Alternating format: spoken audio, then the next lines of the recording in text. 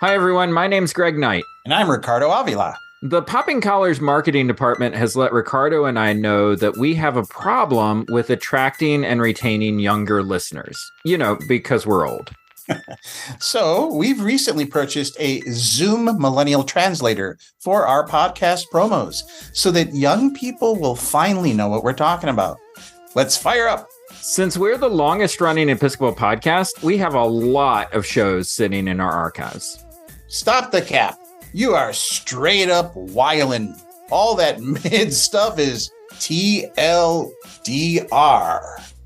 That's why we have the PC side pod Take 2, which allows us to go back and reevaluate some of our past episodes. Leo pointing meme. Stop gaslighting me, bro. You're trying to red pill me right now with this Finsta account. I don't even know what that is. Oh, God. I don't even understand. What is Leo pointing meme? For real, we haven't always had the greatest takes in the world, and some pop culture has shifted pretty significantly. Take 2 gives us the chance to admit where we made mistakes and highlight how pop culture has evolved over the last couple of years. I was today years old when I learned about this. I apologize. I was not familiar with your game. You got that dog in you. NGL. I did not have this on my 2023 bingo card. Oh, man. So check out Take 2 right here on the Popping Collars feed and relive our wisdom and more frequently our embarrassment firsthand. This is fine. We live in a society. Chef's kiss. I was this close to rage quitting, but this idea is pretty grammable. Y'all are the GOAT Episcopod. GOAT Episcopod. Okay, Ricardo, we can turn off the translator and head off to lunch now. I could go beast mode on some food right now. TTYL, peeps. We may have a problem. What is TTYL? Talk to you later. Oh, for God's sake.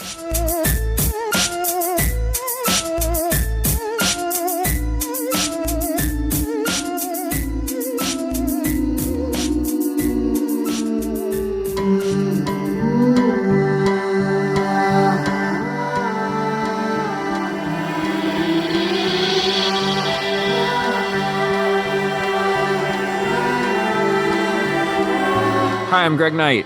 Hey, I'm Ryan Parker. And this is PCTV, a Popping Collars side project where we randomly select a current TV show that you should be streaming right now.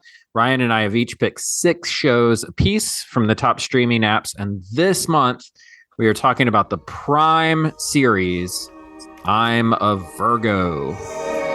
Can I have 7 Bing Bang burgers, please?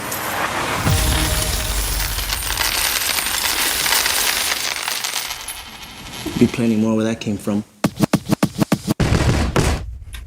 Why you so damn big, bro? Heart, head, hands, feet. As long as I push, there's no defeat. Get your mind right, half-wits. As long as I push, there's no defeat. Get your mind right, half-wits. The world is not ready yet. I just feel like I can't breathe in here. We beat to rap what, key beat to lock, but we beat to rap what. You never been out there? Just hit the sideshow with us. Well, I'm a Virgo, and Virgos love adventure. We showing up with a giant. Let's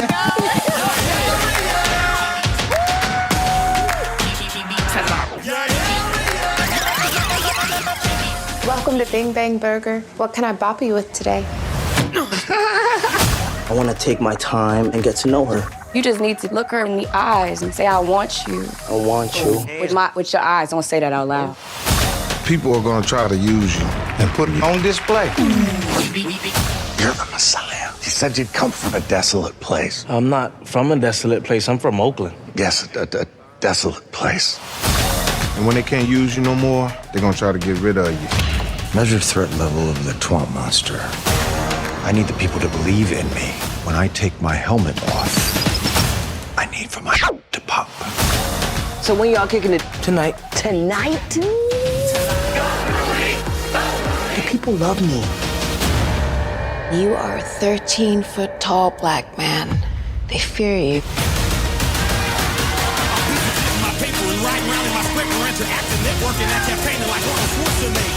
The whole thing has to be torn down. Damn. Spotlight. You're illegally trespassing. How about this, mother?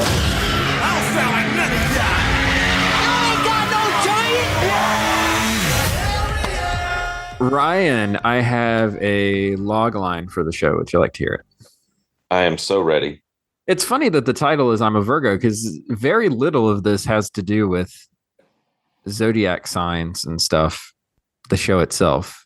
So it makes me sound like we've set people up for a show about like what is it? Astrology. Yeah. But no, very different show. This is the coming of age joyride of Cootie, a 13-foot tall man who escapes to experience the beauty and contradictions of the real world. He forms friendships, finds love, navigates awkward situations, and encounters his idol, the hero. That is the description from IMDb. It leaves out quite a bit. How would you like to start filling in the gaps of this description? Yes, he escaped. Where does he escape, or what does he escape from? He escapes his parents' essentially house arrest. They realize and fear for his life when they realize that he is different, clearly, and they are worried that if he is to be out in the world, that he would be kind of either attacked or used by the state, if you will, in other ways. And all of that comes to fruition in one way or the other. What about you? What's another? Well, there was a key adjective that was left out of the description that I think is worth talking about because it's the whole point of the show. Cootie is a 13-foot tall black man. Yes. Yeah. Yes. This is a show about how black bodies are manipulated by media, by culture, by capitalist systems, largely white systems. Yeah. And yes, and a 13-foot tall black man in Oakland, California. Right. Exactly. We keep layering it.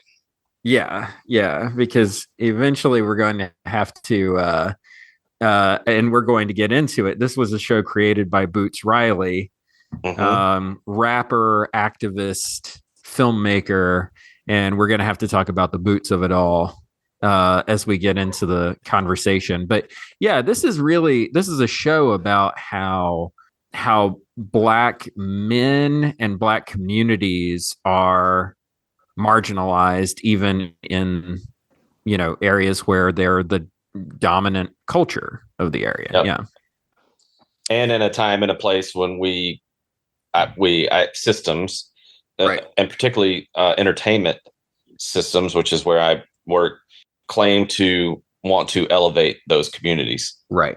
Yeah. Yeah. What does real diversity look like? Yeah. Ryan, why did you pick I'm a Virgo? Well, Boots Riley. I think it's a great place to start. I think he's wildly creative. You could say that he's a visionary. I think that word probably gets overused. I haven't seen many of his short films. I'm not familiar with his music, but I mean, I saw Sorry to Bother You. It must have premiered at one of the festivals that I like, South by or Sundance. I could look that up, but it doesn't really matter. Which is just some of the similar themes. There's crossover themes in that between that film and this series. And so I was such a huge fan of that film. And when I learned that he had this series, and you just to see the trailer for the series, you're like, oh, this is going to be wildly entertaining and thought provoking. Right. And so, yeah, that's why I picked it.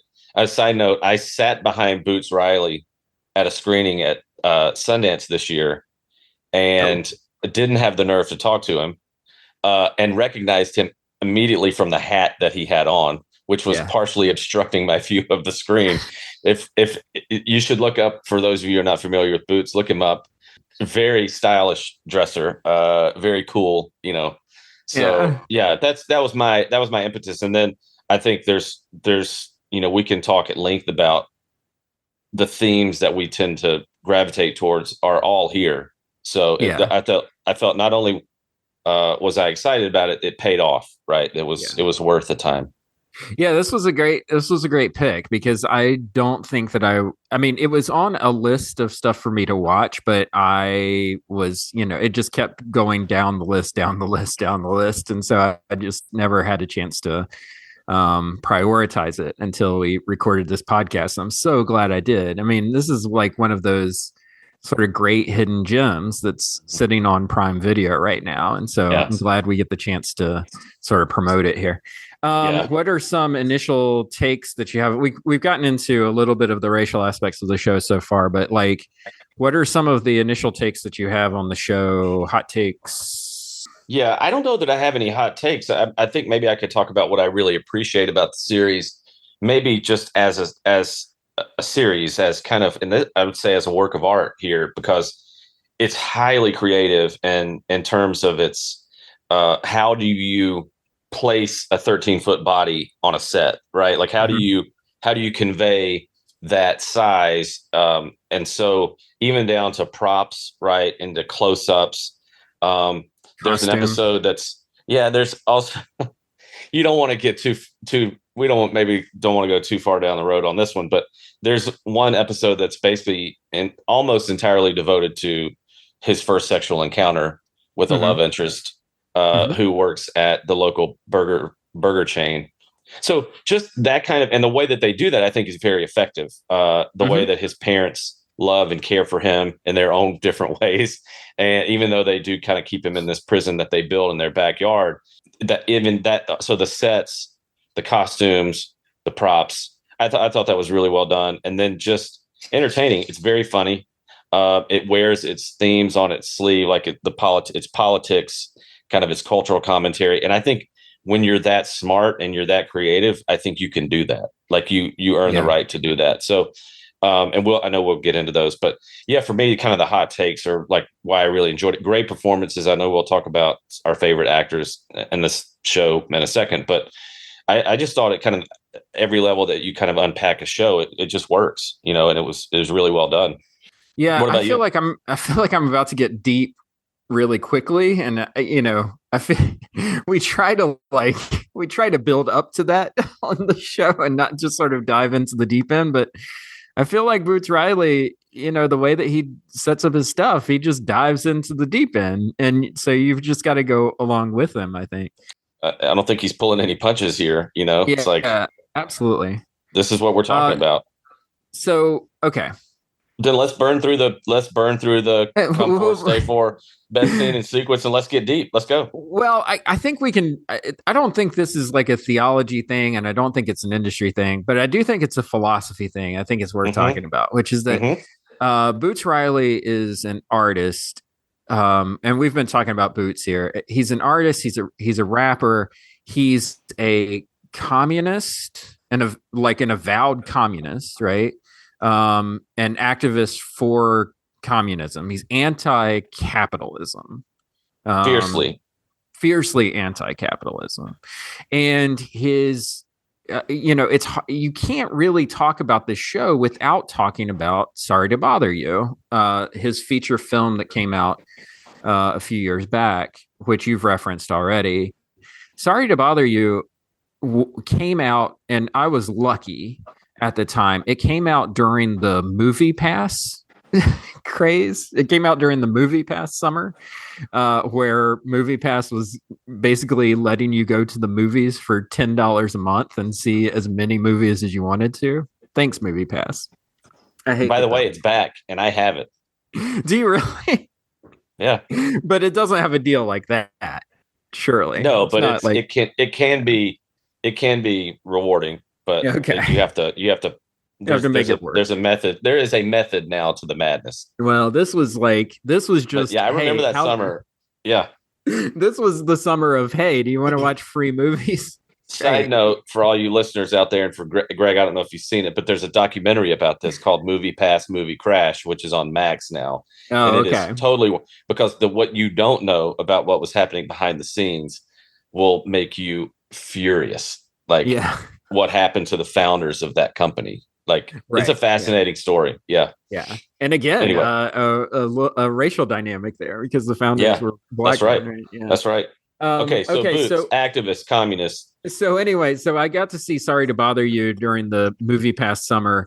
And this is like an off the beaten path. I would have probably waited to watch it on streaming, but I was able to see it in the theater. It's like a giant cartoon. He just uses colors, absurd visuals, like all of this stuff, in order to tell a story. There is a hard pivot over the course of Sorry to Bother You that you're just like, what in the heck is happening right now? And it has to do with manipulating black bodies and how people are used in a workforce, right? Same sort of themes that are in here. And so I think that Boots has a very particular philosophy, and the way he tells that philosophy is through giving you wild imagery. So like a 13-foot tall 19-year-old black kid in Oakland, or a super speed, teenage girl that has to slow down her brain in order to keep up with the rest of the world, right? He does this very sort of unique style and flair.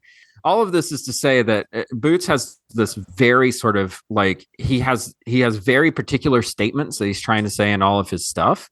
And one of the things that we have to talk about in regards to this show is something that I think is important about when Sorry to Bother You came out, and how Boots is probably thinking through his art, which is that Sorry to Bother You, the film, came out in the summer of 2018, which was the same summer that Avengers Infinity War came out. And so his movie was kind of swallowed up by like this giant superhero series, like the sort of first part of the culmination of this giant superhero epic that made like billions of dollars and stuff. And so what he's doing with I'm a Virgo is he's telling a superhero story, right? He's using the superhero genre to tell it's sort of an anti-capitalist story over the course of 7 episodes. But the way that he does it is that he interrogates like, what is a hero? What is a villain? What are societal assumptions about who a hero is? And what are assumptions about who a villain is? And so he really gets into this idea that there's this character played by Walton Goggins called the hero. That's like his thing. And he is like a Batman-esque, like billionaire superhero. But he's awful. Like he's a terrible person, right? And so Boots is trying to, I think, understand like, how do we hold up these sort of vigilante fascists as like this ideal human or superhuman, and these people who are being villainized and who society are building, this hero image on the backs of, are being sort of criminalized and ostracized and, all of this stuff. Right. So it's just, I just think that it's a unique, and we've seen so many sort of like deconstructions of the superhero myth over the last few years, but this one feels unique because it feels like he's really saying something about how does fascism get sold to us, and authoritarianism gets sold to us as like, wow, look at this guy, he's a superhero, right? Because he has blood running down his face and an American flag in the background. And it's like, wait, maybe that's not the good guy, is what Boots is trying to say. Well, it's an interesting companion piece with The Boys, for example. Mm-hmm. And also when you're talking about the ways in which the hero in I'm a Virgo, the character of the hero, kind of oppresses the community, it's really interesting that for most of the series, Cootie idolizes the hero. Mm-hmm. Right? He thinks he's doing good in the world. Mm-hmm. And it's this, it's not until he's kind of exposed to the more violent, oppressive reality of that figure that he kind of has a change of heart. But also with his friend who has another. What was really interesting to me, because I started the show a few months ago and watched the first episode, like maybe 2 or 3 episodes, and then it just dropped off. So I'm glad that we visited it for this series. But one of the interesting things about it is Cootie's height is he is a hero. He's a superhero, right? Or he has the potential to be. And what's interesting about the show is that he's not the only one. There are other. You've already referenced the other character, the love interest Flora, who is like has super speed. And then there's another Jones, his friend. When he kind of breaks out of his parents' backyard, 3 fellow teenagers instantly befriend him. They think that this is just the greatest thing ever, as you would. And some of my favorite parts of the show are when they're riding around Oakland at night in the car, right, in Felix's car. The giant Cootie on the back, on the trunk. But Jones, seemingly this young woman, seemingly has this ability to kind of, she's almost like Charles Xavier, right? Like she can, what is it, telepathy? Yeah, but she tells a story. Yeah, she can tell you a story with like visual imagery. Yeah, and she can enfold her audience in essentially in a cloak, right? Kind of a psychological cloak, where that's all that they can see. They're exposed to whatever story she's telling, which, surprise, surprise, is highly anti-capitalist. And was it the penultimate episode? Maybe the last episode. My boy Cootie right here just asked how the could something like this happen. Exactly. This wasn't an accident. It's no accident. When Crown turns poor people away to die just so they make a profit. And the same forces that kill Scat are trying to get us too. Let me break it down a little bit.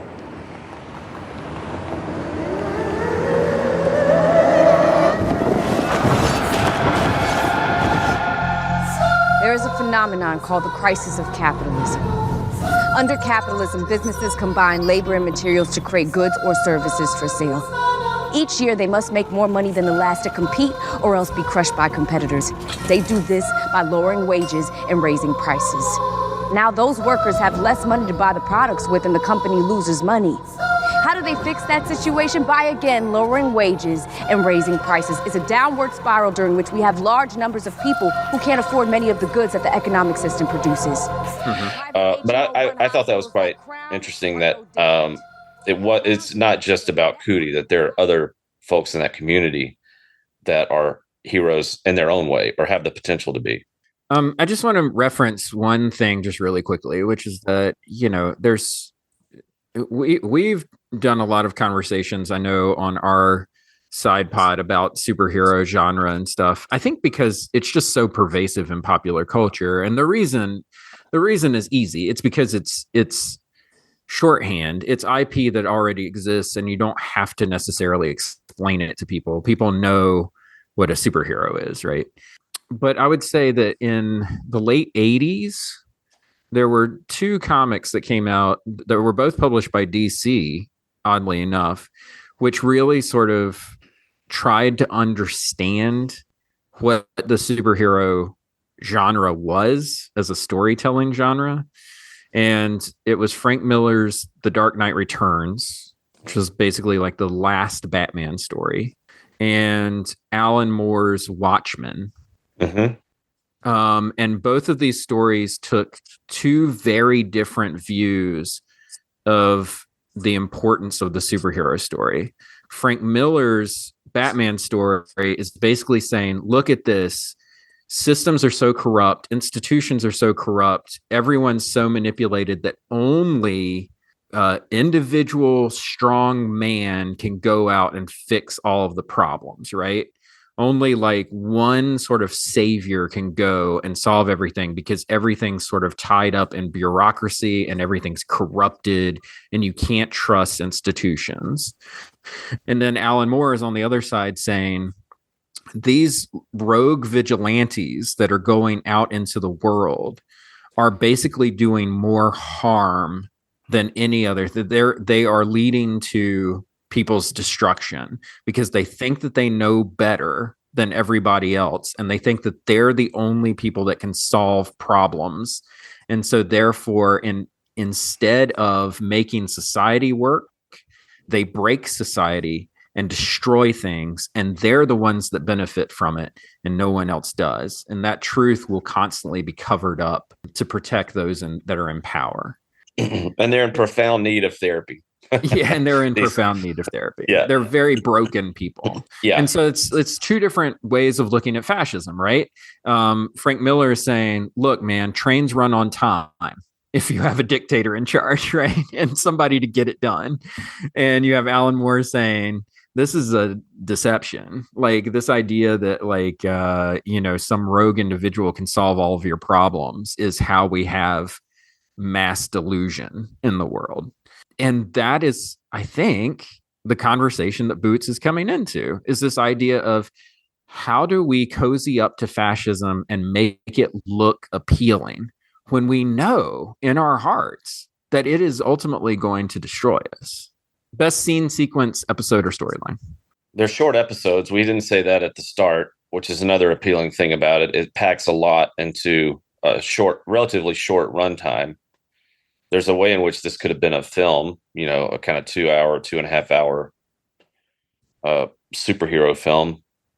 Just looking over my notes here in the different episodes, I think episode 1, if we're going to talk about like favorite episode, just the world building that happened there, I thought was so good. I talked about scenes of them riding through Oakland and just the pure joy that and freedom that he experiences in those moments. We have to leave now? Just hit the sideshow with us. Yeah. I don't know. My mother, she says people get crazy. Hey, but the whole hood love you. They already got your T-shirts on. For real? The world is not ready yet. I don't want nobody to see your big ass. Because if they see you, they're going to try to get the people. Gotta wait till your 21st birthday. From that day forward, I knew nothing would stop me from achieving greatness. Well, I'm a Virgo. And Virgos love adventure.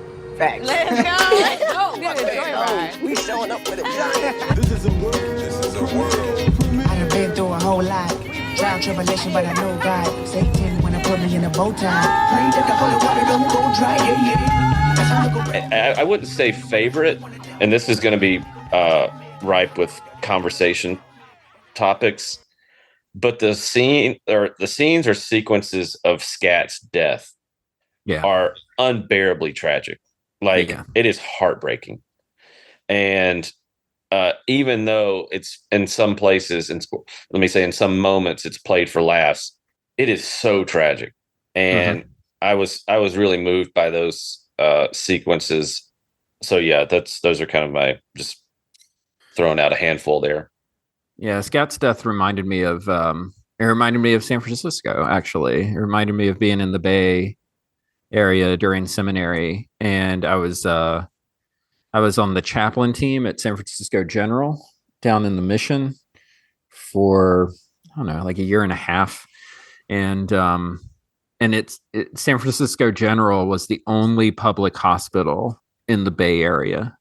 So it's like if you couldn't go to a private hospital, you had to go to the Mission, and it was just packed with people like all the time because that's the only place that a lot of people could go. Yeah, Scat's story is tragic, just crazy.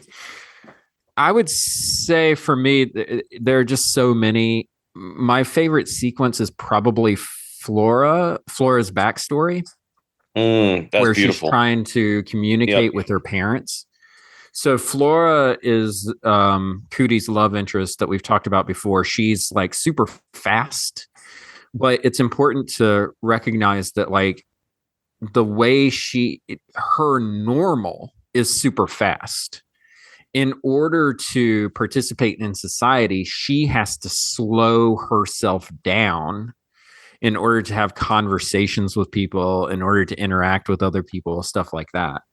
And so when she's born as a baby, she's just this super fast thing that can't understand why she can't communicate with the world around her. But then she learns how to slow down and have conversations with her parents. And then that sort of leads to her becoming an adult. But all that is to say that she has to be incredibly bored and incredibly tedious in order to communicate with those around her. And it's just the way that that's communicated, it's just really tragic. It's this really interesting commentary, I think, on almost like code switching that she has to do in order to communicate with people. You know? Yeah. But yeah, you're right. The scat thing, and even more so, I think Scat's death connected to an aspect of the show that we haven't talked about yet, which is the cartoon series Parking Tickets.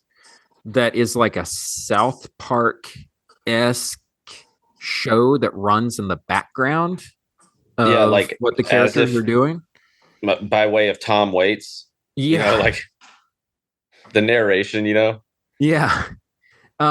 Yeah, it's like this satire show, like adult cartoon series that runs in the background, but it's like the worst existential crisis that you've ever seen sort of put to story, and Scat is sort of connected and tied into that cartoon series, which is fascinating. And then the only other thing that I would say is just the opening shot of the entire series, just La Francine, Cootie's sort of adopted mom. I guess it's his dad's sister, right? So it's like his aunt who's raising him.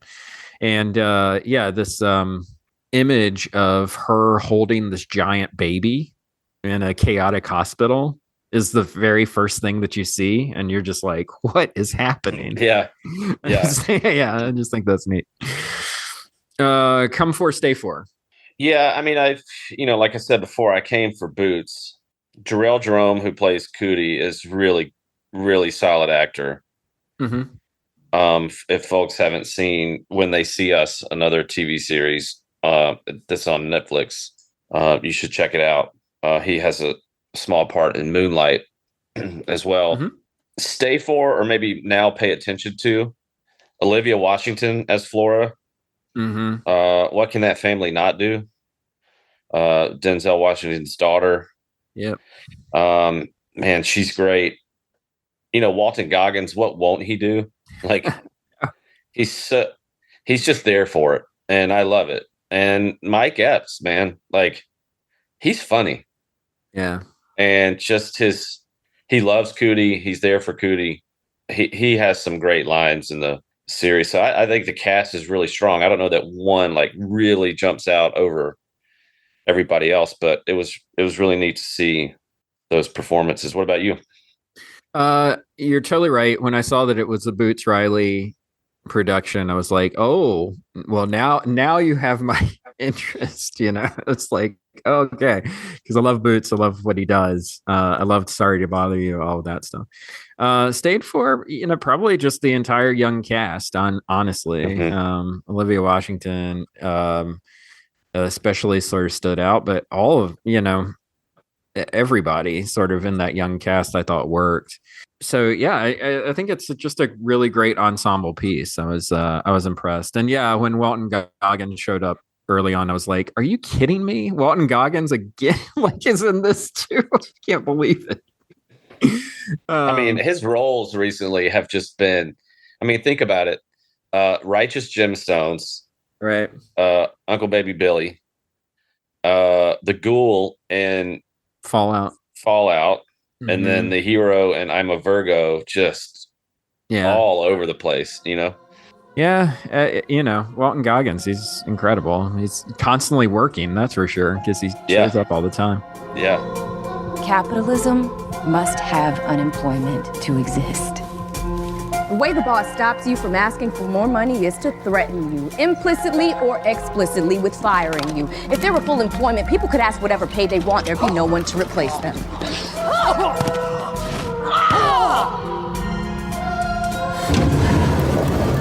Publications like the Wall Street Journal and Financial Times openly worry when the unemployment rate goes too low because wages go up, profit and stock values go down. Capitalism must have an army of unemployed workers in order to exist. And what do you have when you have an army of unemployed workers?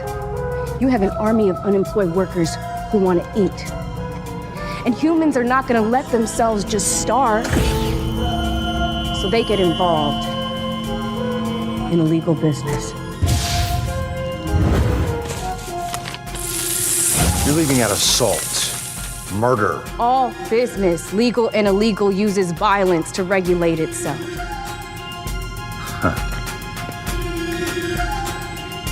Run!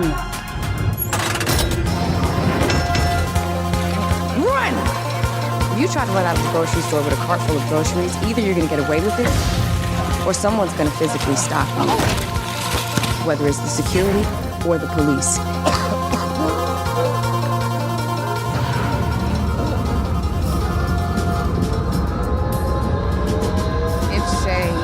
A hotel neighboring the MCI building decided they wanted to tear down your building to make a golf course, you'd use violence. Wrong. This is where the law steps in to make things civilized. I have a deed showing my ownership. Right. So you show the deed. Fine. The only reason that piece of paper is worth anything is because it implies that men with guns are going to come to physically enforce the words written on it. Those men with guns are called police. The paper is a placeholder for the violence. Illegal business doesn't have this. Illegal business practitioners can't go to court and say, Your Honor, I was supposed to be buying a whole key of cocaine from the defendant. Clearly, this is half baking soda. I demand restitution. I've never seen this cocaine before in my life. They can't go to the zoning commission and say that neighborhood is only zoned for 2 heroin vendors unless that guy has a special emergency permit or wants to limit himself to cocaine. Often, legality or illegality is the only thing that determines whether business dealings are considered violent. So let's go to Theology Corner first. Do you want to start? I kind of feel like you want to start. I just have one idea, and it's about boots as applied to religious dynamics, which is to say that I'm interested.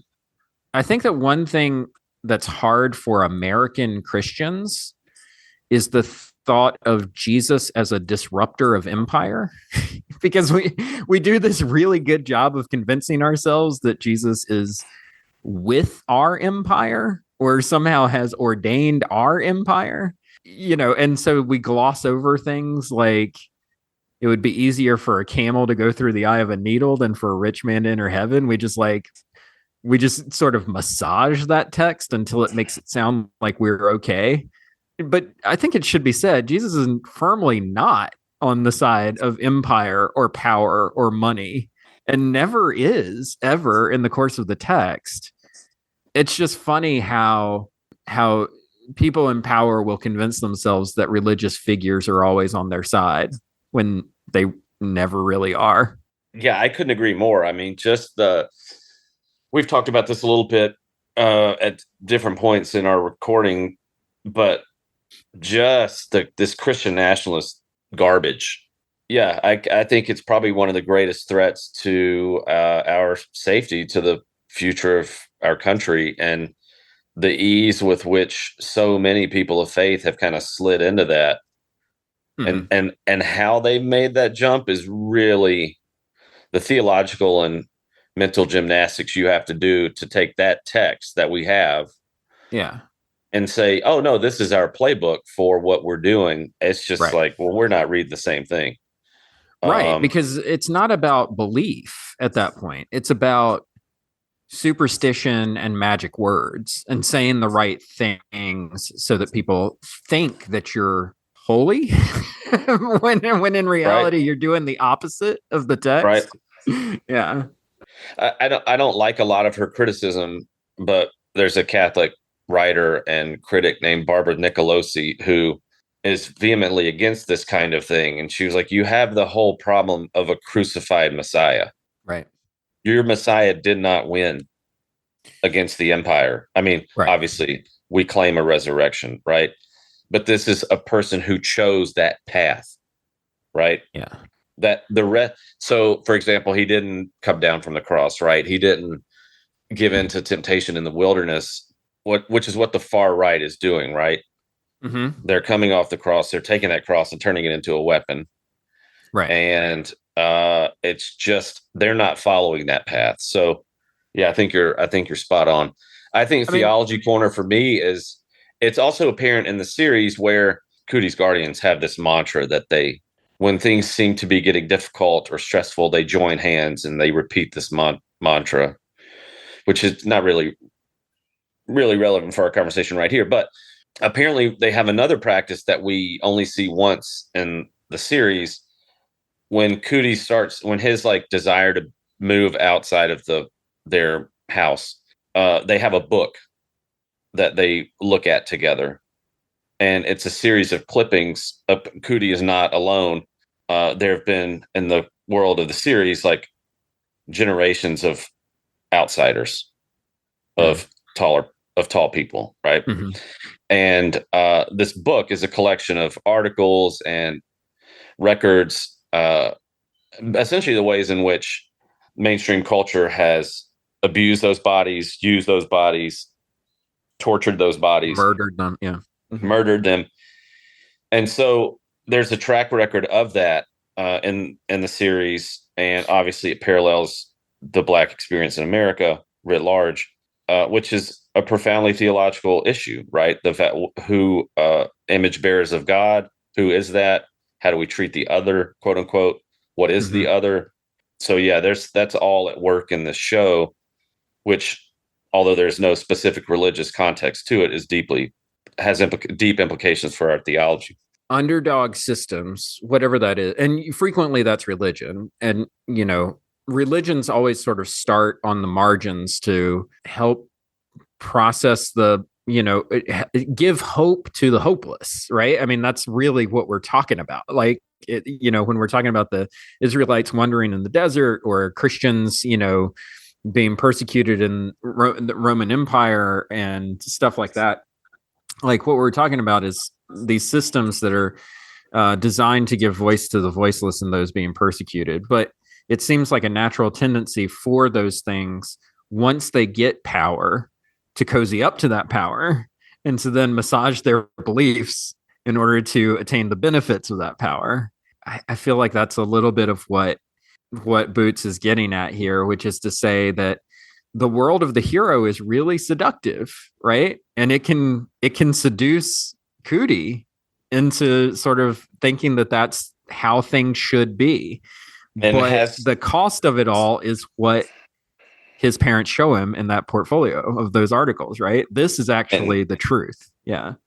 And some version of this has been happening since 312. Yeah. Which is why, I don't know if I've said it on the show, but one of my favorite comments about Christianity in America from David Bentley Hart, who's kind of like a lion of religious history and scholar, academic. Somebody interviewed him and said, well, when you made a comment about when Christianity came to America, and he said, no, I'm going to stop you right there. I'm under the impression that Christianity has never really come to America. Right. Who can say true Christianity? But his point is well taken. Like, whatever we inherited, whatever, it just goes back to 312, right? Maybe even before then. Yeah. This linking of faith with empire. Back to your point, Jesus was anti-empire. Right, like his right. Yeah. So anyway, yeah. I mean, what's the old quote? Right, like fascism comes to America draped in the flag and carrying a cross. That's That's pretty much it. And it's seductive. I mean, that's the thing, right? Like, but is it really like to who? Like, it's not seductive to people who want to win. But is it seductive to the powerless? Like, I look at that and just see only oppression. And I'm like people who want to cozy middle class white guy. Power, yeah. I mean, people who want the benefits of power. That's who it's attractive to, right? And the beauty of this show is that Like those are the same people that are like, oh yeah, we're looking out for the underdog. We're looking out for people who need help. And the beauty of I'm a Virgo is that it shows you the people that need help. They're on the cartoon series parking tickets. And what we see is like, they're exposing their lungs and they're recognizing that they're in a crisis and no one helps them. They just laugh at them. Right. Mm-hmm. It's just like, that's kind of Boots's point, is that you say that you're an organization designed to take care of those on the outside and those on the margins, but all you do is just laugh at people on the margins while you sit in your ivory towers, Yeah. I'm feeling pulled to the industry corner. So I don't know if you have anything specific, like a more specific theological point, but to add, but I think in the industry side too, when we're talking about systems of power, empire, what have you, it's really interesting to me. And I don't mean this as judgment. I just mean it as like opening up a conversation that for an artist who is, avowedly communist, is creating art that is being promoted through, exhibited through like some of the most capitalist systems, institutions on the planet, right? Like this is on Amazon. This is Bezos. This is on Prime. Yeah. Like, Jones' anti-capitalist telepathic speech and, towards the end of the series, like that is directed at Amazon. Yep. That is directed at big business that drives down wages to maximize profit. The idea of created unemployment, right? That everybody could have jobs, but we have to have the unemployed, or that the capitalist system demands unemployment. So, yeah, like it's interesting to me. I don't really have anything to say about it, but like even he has to participate in it in some way, right? Right. Yeah, that was my note as well. I was like, well, what are the industry questions here are, is Boots taking Amazon money? I assume he is. I don't have any reason to think that he's not. And then why is Amazon promoting these ideas on their platform? Like, what did they get out of it? Hey, Amazon, acquire our documentary union. It's just strange, right? It's just a really weird home for a series like this. You would expect it to be on like IFC or something, which I think maybe Amazon owns too. Now that I think about it, it's just like you would expect it to come from an independent source, but no, this is in the most capitalist of capitalist streamers that we have. Same place that wants to sell you toilet paper while you're watching the show is what's screening this. Yeah, click on whatever you like, something in the show, you can order it. I mean, we kind of talked about this when we talked about The Boys, which was also sort of a satire of an Amazon-like company owning a superhero team. Yeah. I just like, I don't know. Honestly, I don't know how these things get programmed. I don't know who's in charge. But and that's why I say and I think it's a great point, that kind of acknowledging our blind spots and kind of humbly saying that, because I don't either. I think it's interesting. That's all I want to say, that there is that conflict, right? But we don't know Boots' deal. We don't know who owned that, what was paid for it, all that kind of, what it costs, who paid to produce it, all that kind of thing. And knowing that would make for even richer conversation. But it's just but that's also the reality that we live in, right? Like, right. And I think that's what makes the world confusing. Yeah. But also better to tell this type of story than another superhero show. You know what I mean? Like Vigilante Fixes Problems show, which they have on Amazon. It's called Reacher. Yeah. Jack Ryan, Yeah. It's like, okay. So, I mean, I think this is what makes people confused about the world around us now, is that it's hard to know who's wearing the white hats and who's wearing the black hats, because so frequently it's everybody's kind of just grayed out, and you're just like, well, I think what Boots is saying is right, but he's doing it on this very bizarre platform to tell the story. And then like the people hosting that platform, why are they promoting a show that directly critiques their own business? Like, what does that mean? And then so if you sort of start to search for meaning on the industry side of things, I think ultimately you keep running your head into a wall because none of it really makes sense unless the answer to all of your questions is money. Right? And then I guess it kind of makes sense. I don't know. It's weird. It's a weird show. It's a weird world. It's a weird industry. Yeah, it's a weird business. Yeah. But I think people should watch it. It's a great show. Also, the way that Boots, we just keep going, but the way that Boots thinks about art, I think, is also summed up in Sorry to Bother You, where Tessa Thompson. Yes. Oh my God, dude. Like, you know what was running through my head? This is because of our conversation, I'm sure. Valkyrie was like the only name that could come into my head. Like, Valkyrie. So Boots has Tessa Thompson as an artist in that movie, and she makes art, but she has to cozy up to people to buy that art, right? So that she can keep making art. And that's one of the big like debates that she and Lakeith Stanfield have about like selling out and profiting off of like, you know, the white world and stuff like that. So I don't think Boots is naive when it comes to this stuff and who he's working with. I think he actually has a lot to say about how art gets to the public. So yeah. Okay. We'll leave it there. Watch I'm a Virgo. It's amazing. And you'll be thinking about a lot of things coming out of it. All right, I'm going to spin the wheel. I'm going to solve. All right. Cornucopia cabinet. Okay. I think it's landed on another one of your shows, Ryan, because I don't think I picked this. Well, do you want to pick to one of your shows? No. To be fair? No. I got plenty of shows. We started with like a bunch of my shows at the very beginning. Okay. So I think this is a Netflix show because I don't really know anything about it. It's Sex Education. Is that Netflix? Oh yeah. So get ready. Have you seen you don't know anything about it? No, I don't know anything. I think it's one of the best series on Netflix. We'll give a little teaser here.